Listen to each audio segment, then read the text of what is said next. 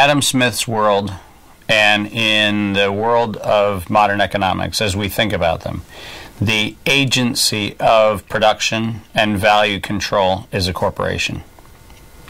If you go back before that period of time, and by before I mean for quite literally thousands of years before, there were two dynamics that were actually what was running the way people organized themselves in commerce. One was the structure of a guild, and a guild was typically artisans, particular types of merchants otherwise, and they were self-organizing principals who actually would come together to do group deals, would individually do deals, they would have their own kind of organizing principles. And so the guild was a predominant structure that had been used for millennia before the corporation was born in 1600.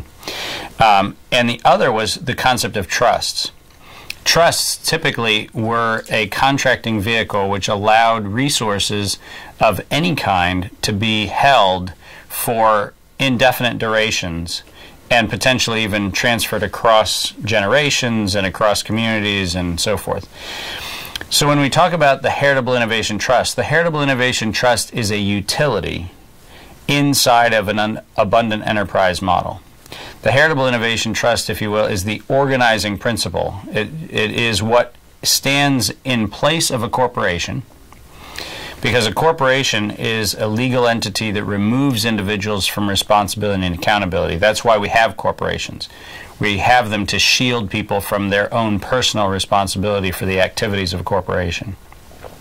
A trust is actually encouraging something called a trustee, which is the person who is accountable and responsible for the thing, which is whatever the endeavor of the trust is. If it means preservation of assets, that's what their job is. If it means distribution of certain resources, that's what their job is.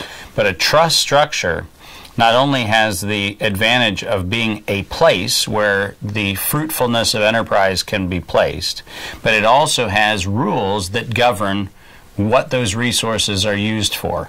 And the cool thing about a trust is that you are also encouraged to not only transparency, but kind of transparency that not only you can live with, but potentially future generations looking back say, yeah, they did a good job, they handed this off, and so forth.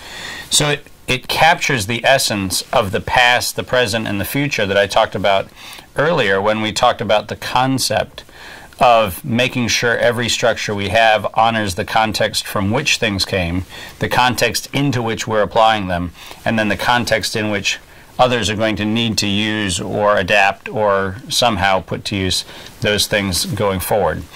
The trust gives us a organizing principle or an organizing structure which actually stands in replacement to the corporation when we think about what abundant enterprise looks like in a future economic system.